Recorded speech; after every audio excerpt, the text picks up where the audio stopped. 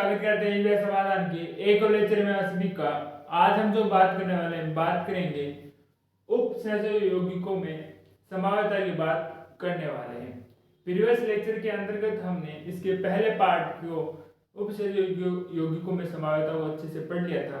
ये हमारा वीडियो का जो लेक्चर है इसका पार्ट नंबर 2 है। आज इस वीडियो के अंतर्गत हम पढ़ने वाले लेक्चर के अंतर्गत पढ़ने वाले हैं उपसहज यौगिक जिनकी संख्या 6 होती है उनके बारे में पढ़ने वाले हैं। वो किस प्रकार के ज्यामितीय समावता या उपसहज यौगिकों में समावता को प्रदर्शित करते हैं। ठीक है, ये टॉपिक आपके सभी प्रकार के कॉम्पिटिटिव एग्जाम, कॉलेज स्तरीय एग्जाम तथा 12th के लिए महत्वपूर्ण उपयोगी सिद्ध होने वाला है। अगर हम बात करते हैं इसमें उपसहज संख्या 6 वाले यौगिक किस प्रकार से समावता प्रदर्शित करते हैं, तो वर्णन सिद्धांत हमने अच्छे से पढ़ा था। वर्णन सिद्धांत के अनुसार क्या होता है कि जिनकी अंदर क्या होता है उपसहज यौगिकों की संख्या कितनी होती है, 6 होती है, वो सारे क्या होते हैं, उनका आकार होता है अष्टफलकीय। क्या होता है, अष्टफलकीय आकार होता है। और यह जो अष्टफलकीय होंगे आकृति वाले, वे क्या करते हैं, दो प्रकार की समावता प्रदर्शित करते हैं। एक करते हैं ज्यामितीय समावता, एक क्या करेंगे, प्रकाशिक समावता। और ज्यामितीय समावता के अंदर भी क्या होते हैं, अन्य कई प्रकार की क्या होती है संरचनाएं बनाते हैं और समावताएं दर्शाते हैं। जैसे इसके अंदर हम पहले पार्ट की अगर हम बात करते हैं तो हमारे पास एम मेटल के द्वारा और सभी लिगेंड्स यहाँ पर शो हो रहे हैं। A4 यहाँ पर X2 दिखा रहा है। यहाँ से A से क्या तात्पर्य, A से टोटल देखिए यहाँ पर आपको 2 और 4 6 सारे एक दंतुक लिगेंड है। तो टोटल इसमें कितने 6 एक दंतुक लिगेंड है।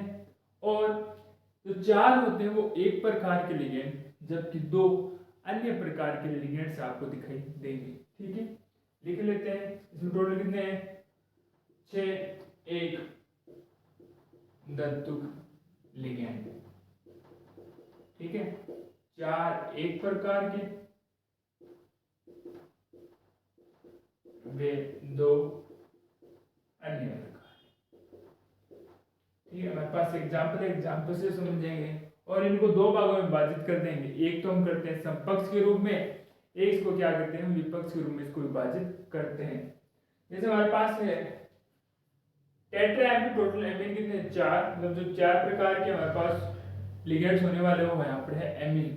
फिर है डाइक्लोरो, मतलब अन्य प्रकार के जो एमीन है वो हमारे पास क्लोरो है। और जो मेटल हमारे पास क्या है वो कोबाल्ट है। ठीक है, इसको मैं बॉक्स के रूप में बना लेते हैं इस प्रकार से। ठीक है, हमारे पास केंद्र में कौन रहेगा, कोबाल्ट रहता है। 4 इसमें क्या एमीन है। इस प्रकार से आपको संरचना बनानी है। टोटल कितने क्लोरीन 2 है। अगर Cl अगर पास में तो समपक्ष, नहीं तो विपक्ष होने वाले हैं। ठीक है, तो यहाँ पर क्या हो जाते हैं NH3, यहाँ पर भी क्या होता है NH3, यहाँ पर भी NH3, यहाँ पर भी जाता है NH3। ये क्या आने वाला है, समपक्ष, क्योंकि जो दो समूह है वो क्या है, पास में है। इसी प्रकार से इसका अन्य बना लेते हैं हम।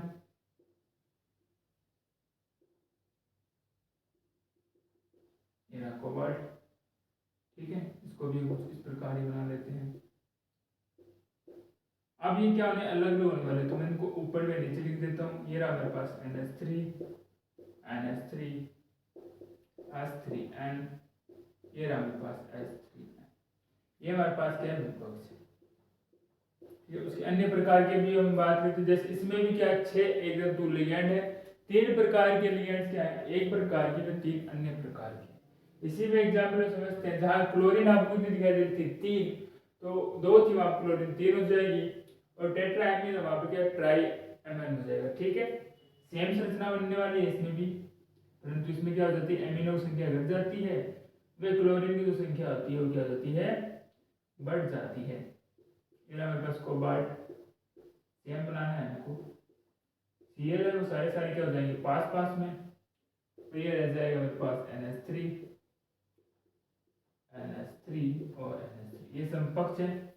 जब ये अब अगले बात करते हैं विपक्ष की।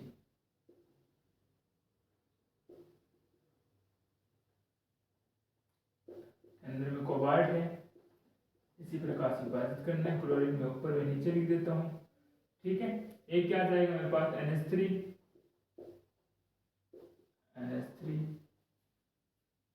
एक क्या आ जाता है यहाँ पर हम लिख लेते हैं इसमें NH3 और एक क्या आ जाता है Cl, ठीक है। तीनों पास में नहीं आएंगे तो क्या आ जाएंगे अलग अलग, तो ये क्या हो जाता है इसका विपक्ष हो जाता है। अन्य की हम बात करते हैं कि यहाँ पर क्या होगा, जो A और A है ना उसको कोष्ठक के अंदर रखा गया है, A और A को साथ में लिखा गया है। तो इससे क्या तात्पर्य है कि यहाँ पर एक दंतु लिगेंड ना होकर क्या आता है द्विदंतु लिगेंड, द्विदंतुक लिगेंड, ठीक है। ये भी कितने हैं हमारे पास, दो हैं, ठीक है। और X का मतलब होता है एक दंतुक लिगेंड, यहाँ पर X है एक दंतुक लिगेंड। तो हमें टोटल 6 की उपसर्ग संख्या करने के लिए दो तो हम लेते हैं द्विदंतु लिगेंड और दो हम क्या लेते हैं एक दंतु लिगेंड लेते हैं। एग्जांपल ऐसे देखें, डाइक्लोरो 20 एथिलीन डाइएमीन, जिसको मैं EN से दर्शाया है, कोबाल्ट 3 सेम तरीके से बनने वाला है इसी ये भी,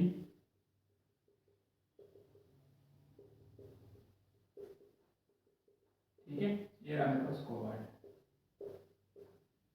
क्लोरीन कितने हैं मेरे पास, क्लोरीन है मेरे पास 2, तो क्लोरीन को हमने पास पास में दिया समकक्ष के लिए।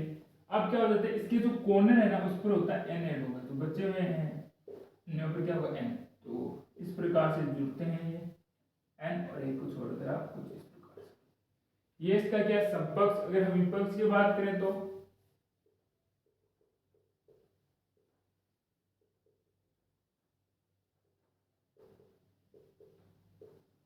विपक्ष की अगर हम बात करें तो ये हमारे पास Cl, ये रहा Cl, एक ही N यहाँ पर जुड़ता है डाइएमीन, एक यहाँ पर, और इसके कॉर्नर पे क्या है नाइट्रोजन है N व N, ठीक है। तो एक बार इतना नोट डाउन कीजिए। फिर इसके बाद हम जो बात करने वाले बात करेंगे प्रकाशिक संभाव्यता के बारे में बात करेंगे। हम जो बात करने वाले हैं बात करेंगे प्रकाशिक संभाव्यताओं की बात करेंगे। प्रकाशिक संभाव्यता क्या होंगी, जिनके अंदर बढ़ेंगे D व L लूप। ज्यामितीय संभाव्यता के अंदर हम क्या बना रहे थे, समकक्ष विपक्ष cis व ट्रांस बना रहे थे, जबकि प्रकाशिक संभाव्यता के अंदर D व L लूप बनेंगे, जो अगर एक दूसरे के आगे दर्पण प्रतिबिंब होंगे जिनको एक दूसरे पर अध्यारोपित किया जा सकता है, ठीक है। कई प्रकार से हो सकते हैं, जैसे पहले प्रकार की अगर बात करें तो इसमें MAA3 है, तो A में डबल A था, मैंने आपको बताया था, वह होते हैं द्विदंतु लिगेंड होते हैं, जबकि जो X2 है वो क्या है, सारे एक दंतु लिगेंड है। एग्जाम्पल अगर उनको समझने का प्रयास करते हैं, पहले की अगर हम बात करते हैं, हमारे पास उदाहरण है कोबाल्ट एथिलीन, जो डाइएमीन है उसके 3 अणु है हमारे पास। इस बार हम क्या करते हैं, सिंपल एक बॉक्स बना लीजिए, इसमें भी अब एग्जाम्पल के रूप में देख गई और एग्जाम इजी क्वेश्चन बनता है इसका, ठीक है। इसको हम इस प्रकार से बना लेते हैं, तरीका वही रहने वाला है। 6 उपसर्ग संख्या दर्शाने के लिए यह स्थान है, इनको कैसे आप सेट करेंगे। पहले हम बात करते हैं EN3 की बात करते हैं, ठीक है। अगर हम EN3 की बात करें तो एक यहाँ पर ऐड कर लीजिए आप, एक यहाँ पर, तो आपको पता होगा कॉर्नर पर यहाँ पर इनके N होता है, ठीक है, और यहाँ पर भी इसको EN को दर्शा दीजिए। ये हमारे पास दर्पण है, ये दर्पण जस्ट इस उल्टा होने वाली इसकी संरचना सेम बना दीजिए। पहले तो बॉक्स एक इस प्रकार से मैं बॉक्स बना देते हैं, और इसके सेंट्रल में कौन था, कोबाल्ट, तो कोबाल्ट बना दीजिए, कोबाल्ट इसके सेंटर में, ठीक है। कोबाल्ट ये रहा हमारे पास, वापस बना देते पहले इसको इस प्रकार, क्योंकि ये देखिए इसका दर्पण प्रतिबिंब विपरीत है, तो विपरीत बनाने के लिए यहाँ पर EN को उसको सामने, जबकि यहाँ पर भी N है इनके कॉर्नर पर जिससे जुड़े हुए, ठीक है, सभी पर। यहाँ पर वापस हम EN जोड़ देते हैं, और यहाँ पर भी हम नीचे क्या जोड़ देते हैं, यहाँ पर एक EN को जोड़ देते हैं, ठीक है। इसकी दोनों संरचना बना दी है। अब एक दूसरा प्रकार देखते हैं, जिसके अंदर क्या है, जो यहाँ पर कितने द्विदंतु लिगेंड 3 थे, जबकि यहाँ पर हम बात करेंगे 2 द्विदंतु लिगेंड है। एग्जाम्पल के रूप में देखा है एथिलीन डाइएमीन 2 और 2 है क्लोरीन। इनको हम किस प्रकार, तरीका वही रहने वाला है। पहले हम एक बॉक्स बना लेते हैं जिसके अंदर हम 6 उपसंयोजन संख्या वाले जो द्विदंत के एक दंतु लिगेंड उनको हम व्यवस्थित कर सकें, ठीक है। इसके अंदर हम पहले क्लोरीन को व्यवस्थित करते हैं, जिससे ज्यामितीय संभाव्यता वो क्लोरीन को पास पास लिख देते हैं, और फिर हम क्या लिखते हैं EN के लिए, क्योंकि यहाँ पर n है, बाकी जगह साथ भी n है यहाँ पर, ठीक है। यहाँ पर लीजिए ई एन, ए को छोड़कर वापस नीचे क्या जाता है, यहाँ पर ई एन आ जाता है। इसी प्रकार दर्पण प्रतिबिंब बनाना है तो ये दर्पण बना देते हैं, मिरर। सेम तरीका वही रहने वाला है इसमें भी, ठीक है। किसी भी एक चीज को पकड़ लीजिए यहाँ से, कोबाल्ट वापस रहेगा, कोबाल्ट कोबाल्ट, ठीक है। जैसे हम पहले ई एन को देते, इसका विपरीत कहाँ होने वाला है, यहाँ पर होने वाला है, तो ई एन मैंने बना दिया है। अब देखो जो सी एन है, इसकी विपरीत दिशा में सी एन यहाँ पर जुड़ेंगे और ई एन कहाँ पर जुड़ जाता है, यहाँ पर, ठीक है। अब हमारे पास रहता है इसका तीसरा भाग, जिसके अंदर क्या है, एक ही हमारे पास द्वितंतु लिगेंड है, दो हमारे पास क्या है, अलग एक्स अलग प्रकार का हमारे पास द्वितंतु लिगेंड है, जबकि वाई पी क्या है, अलग प्रकार के द्वितंतु लिगेंड, जैसे डाई एमीन है, डाई क्लोरो है और कोबाल्ट है, ठीक है। और यहाँ पे लिखना छोड़ दिया हमने कि एथिलीन डाई एमीन भी आपको दिख जाता है, ठीक है, ई एन। यहाँ पर आपको क्या दिखेगा, एक ई एन भी दिखने वाला है। तो वापस इसको सेमी हमारा तरीका वही रहने वाला है, ये देखिए इस प्रकार से इसको बना देते हैं। Cl को पास पास में लिख दीजिए, जो NH3 है उनको भी पास पास में लिख दीजिए, ये लीजिए NH3 और ये रहा NH3, और यहाँ पर हम ऐड करने वाले हैं En को, और ये हमारे पास दर्पण प्रतिबिंब बनने वाला है, ये रहा हमारे पास कोबाल्ट, ठीक है। वापस हम एक बॉक्स का निर्माण करते हैं, ये रहा कोबाल्ट। इसकी जस्ट विपरीत बनाना है हमको, क्योंकि जो ई एन आपको दिखाई देगा दर्पण उसकी जो ई एन है उसको इस प्रकार से सामने बना दीजिए, ये रहा हमारे पास ई एन,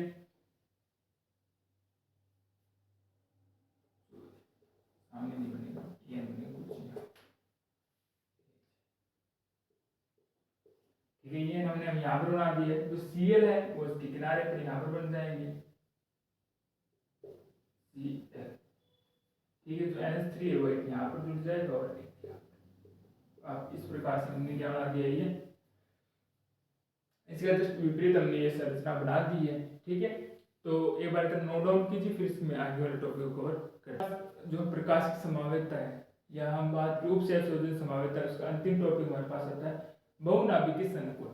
अगर हम बात करें बहुनाभिकीय संकुल की, अगर हम बात करते हैं ना, तो ये इनमें क्या होता है कि प्रकाशिक सक्रियता, प्रकाशिक सक्रियता व ध्रुवण घूर्णकता पाई जाती है। निकलते क्या पाई जाएगी, प्रकाशिक सक्रियता,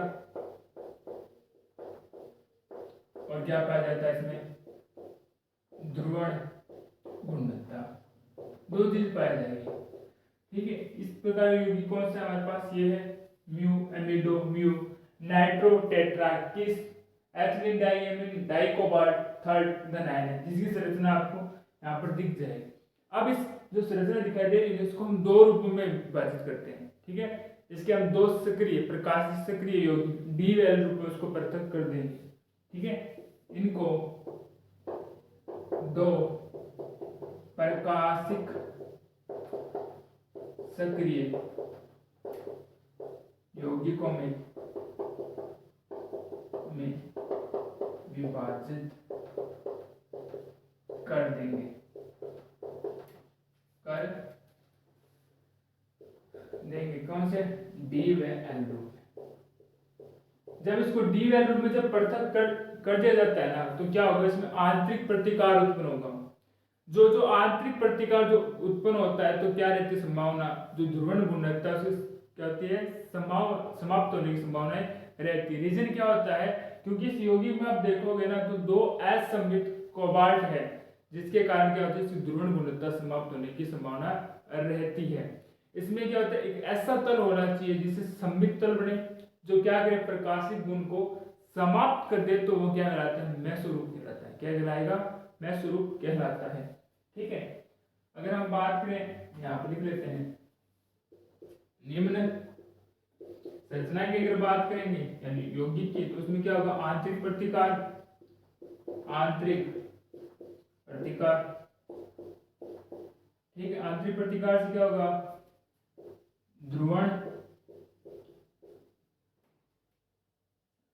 गुणक, समाप्त होने की रहती है संभावना। कारण क्या है इसमें? कारण है दो समान असममित कोबाल्ट परमाणु या आयन। ठीक है, आगे लिखते हैं हम। क्या इसमें एक तल ऐसा होना चाहिए जो क्या हो? सममित, जो क्या करे? प्रकाशिक समावता को समाप्त, प्रकाशिक समावेता को समाप्त कर दे। तो वो क्या कहलाएंगे? मेसो रूप। क्या कहलाते हैं? मेसो रूप। और ईडीटी है और अन्य की जो संरचना है ना, आपको स्क्रीन पर दिख जाएगी, जिसमें हमने डी वैल्यू को पृथक किया है। तो उसको अच्छे से आप पॉज करके अच्छे से क्या करते, नोट डाउन कर लेना। तो आशा करेंगे आज का लेक्चर आपको अच्छे समझ में आया होगा। फिर भी मन के अंदर कोई डाउट्स रहते हैं तो कमेंट में लिख दीजिएगा। आने वाली क्लास के अंदर जरूर सोल्यूशन दिया जाएगा। मिलते हैं एक और नए टॉपिक, एक और नए लेक्चर में। तब तक के लिए धन्यवाद।